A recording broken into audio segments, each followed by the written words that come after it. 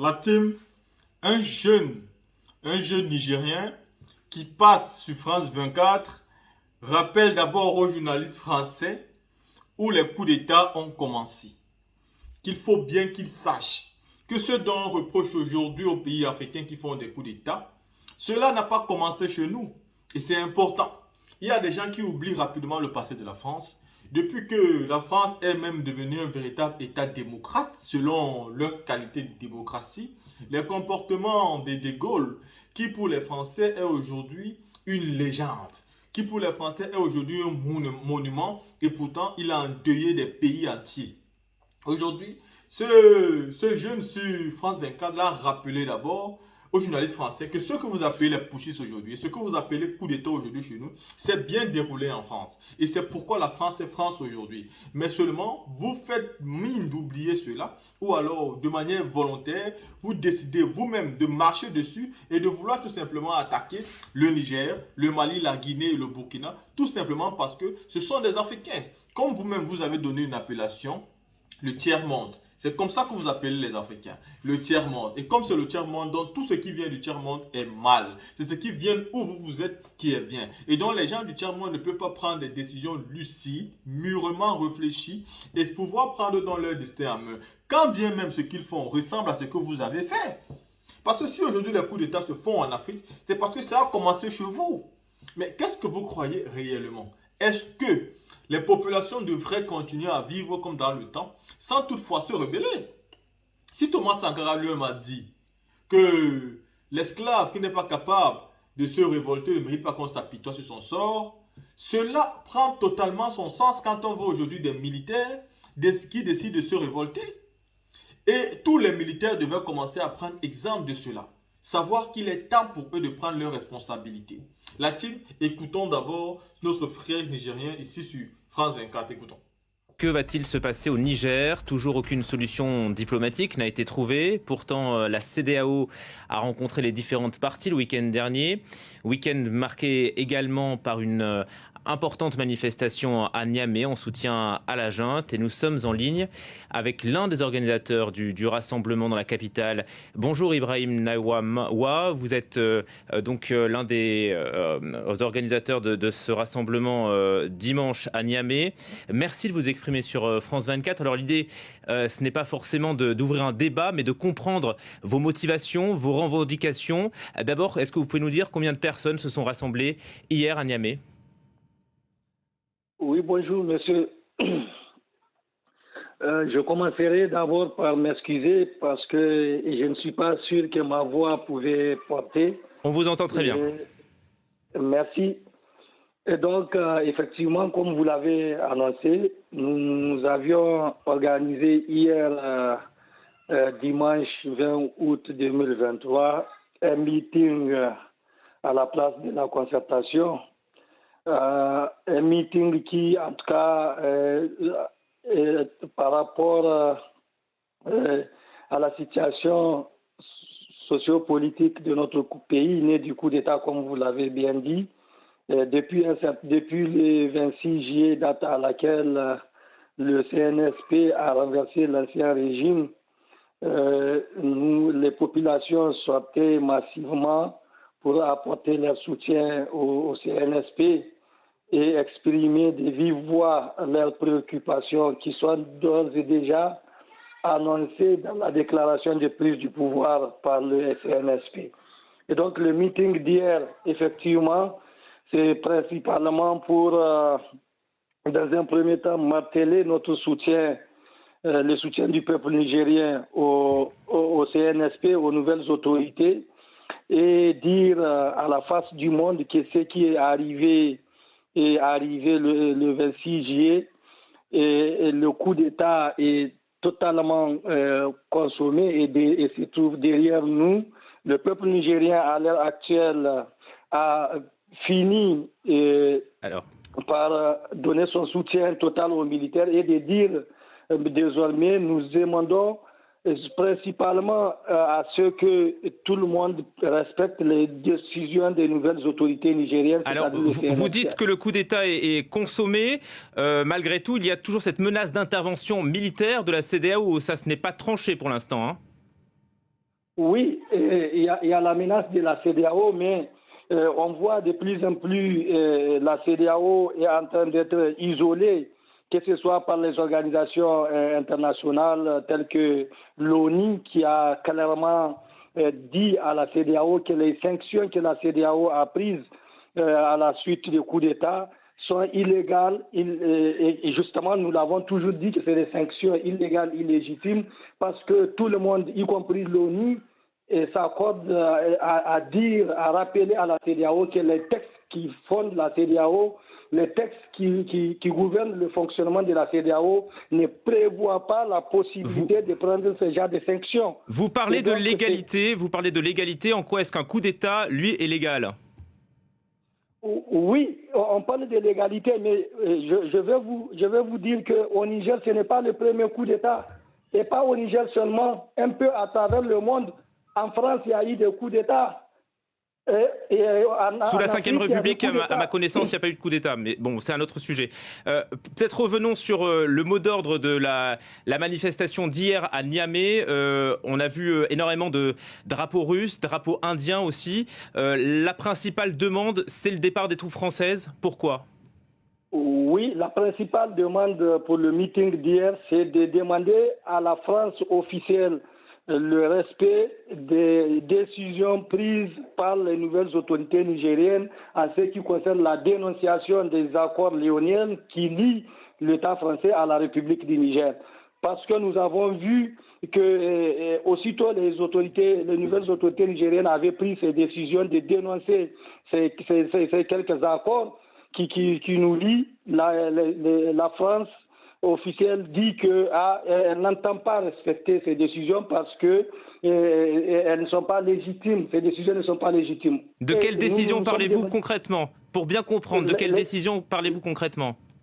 Oui, les nouvelles autorités avaient pris des actes ayant conduit à la dénonciation. Ils ont dénoncé les accords, notamment un accord de 1977 qui lie l'État du Niger à la République française, qui parle d'assistance technique militaire entre les soldats des deux pays, et un autre accord de 2010 puis 2015. Ces accords-là, ce sont ces accords et c'est sur la base de ces accords que la France dit que les soldats français disent être venus chez nous, au Niger, pour nous aider. Alors même que tout le monde savait que ces soldats-là sont là illégalement, parce que pour ce qui concerne en 2010 et en 2015, la procédure à suivre n'a pas été respectée. La Constitution du Niger dit que... Mais est-ce que vous avez des exemples précis sur ce que vous avancez, qui sont des accusations plutôt graves, sur l'implication de la France et ce qu'elle n'a fait ou pas fait en conformité avec les accords qui ont aussi été signés avec les autorités légitimes du Niger à l'époque? Oui, c'est ça que je suis en train de vous dire. Cette légitimité même, c'est ça que nous ne comprenons pas. Qu'est-ce que la France appelle légitime? Parce qu'en 1977, ces accords-là auxquels la France faisait allusion, où les autorités françaises disent que ce sont ces accords qui sont légitimes, c'est un régime d'exception. C'est des militaires qui étaient au pouvoir qui avaient signé ces accords-là avec les autorités françaises de l'époque. Donc vous appelez aujourd'hui à la fin de l'intervention, à la fin du déploiement des forces françaises au Niger? C'est justement ce que nous demandons. Nous demandons à la France, aux autorités françaises, de respecter les décisions des nouvelles autorités nigériennes qui demandent à la France de plier bagages avec ses soldats, de prendre ses soldats et les amener où elle veut, soit en France ou ailleurs, en tout cas sur le territoire nigérien. Ni les autorités nigériennes, ni le peuple nigérien, personne n'en a besoin, parce que nous gardons encore en mémoire un douloureux souvenir de ces soldats-là qui n'ont jamais hésité pour tirer sur nous, sur nos frères. Vous n'êtes pas sans savoir qu'à Terra, la force Barkhane, dans ses balades en quittant la Côte d'Ivoire pour Mali, au passage arrivé à Terra, elle n'a pas hésité à ouvrir le feu sur nos frères nigériens, où ils nous ont assassiné des frères, ils ont blessé beaucoup d'autres, ils ont causé des dégâts matériels. Nous avons ça là en mémoire et aucune justice ne nous a été faite. Nous continuons à réclamer justice, mais la France officielle, dans son paternalisme et dans ses influences avec les autorités corrompues de l'ancien régime, a refusé qu'il y ait justice. À l'heure où nous vous parlons, encore ce dossier n'est pas encore vidé. Même si officiellement la présence de la France vise à faire reculer les djihadistes, et on a vu avec la fin des opérations au Mali et au Burkina une résurgence de ces violences et de ces exactions des djihadistes. Est-ce que vous ne craignez pas ce même scénario au Niger? Bon, au départ, c'est ce qu'on nous a fait croire, que les soldats français vont venir pour lutter contre le terrorisme, pour aider nos forces à lutter contre le terrorisme. Et pour ça, là, le président de l'époque qui les a fait venir, en l'occurrence le président Issoufou Mahamadou, a même violé la Constitution pour faire venir les soldats français au Niger. Ça, là, nous l'avons dénoncé en son temps en disant que la Constitution l'oblige soit de saisir le Parlement ou d'organiser un référendum afin de requérir l'avis des citoyens. Il ne l'a pas fait. Il a fait venir les soldats français illégalement sur notre territoire et donc ils se sont sentis en droit parce qu'ils se croient en terrain conquis de faire ce qu'ils veulent, y compris laisser leur mission pour laquelle on nous a dit qu'ils sont en train de venir pour aider nos soldats à lutter contre le terrorisme. Mais nous avons fini par comprendre qu'en réalité, ils sont même des connivences avec les terroristes. Nous avons fini par comprendre qu'au lieu d'aider à lutter contre le terrorisme, non, ils entretiennent ces phénomènes. Même si la France, bien sûr, réfute ces accusations. Deux dernières questions, s'il vous plaît, parce que le temps nous est compté. Il y a eu des manifestations aussi en soutien aux militaires au pouvoir à Agadez hier. C'est là où sont stationnés les militaires américains. Est-ce que vous demandez aussi leur départ ? Oui, les manifestations, ce n'est pas seulement qu'à Niamey et à Agadez, c'est pratiquement sur toute l'étendue du territoire. Il y en a eu à Ottawa. Mais sur les Américains, s'il vous plaît. Maintenant, au niveau d'Agadez, c'est justement le même mot d'ordre du meeting tenu à Niamey, à Ottawa et un peu ailleurs. C'est ça qui s'est passé à Agadez. Et c'est le même motif.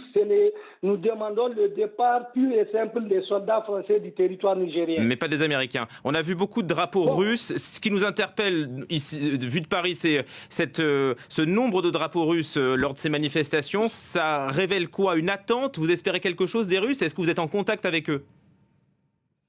Il n'y a pas eu que le drapeau russe au niveau de la manifestation, au niveau de ces manifestations-là. Il y a eu des drapeaux d'autres pays. Et je ne sais pas, peut-être que vous n'avez pas vu les drapeaux des autres pays. On les voit, il y a des Indiens aussi, c'est vrai. Voilà. C'est vrai. C'est les drapeaux des plus. Mais ça révèle quoi? En fait, ça révèle quoi? Est-ce que vous avez des attentes vis-à-vis de ces pays?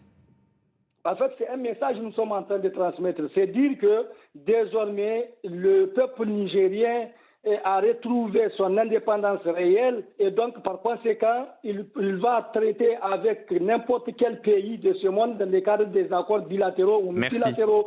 C'est une manière de dire que désormais nous au Niger maintenant nous allons dans la diversification de nos partenaires, on connaît qui peut être notre ami et qui peut être notre ennemi et donc pour l'instant nous demandons à la France de s'en aller et après avec les autres on verra comment nous allons trouver le mécanisme nous permettant de coopérer d'égal à égal dans le respect mutuel et surtout dans le respect des peuples des pays concernés. Merci Ibrahim Namaïwa d'avoir accepté notre invitation.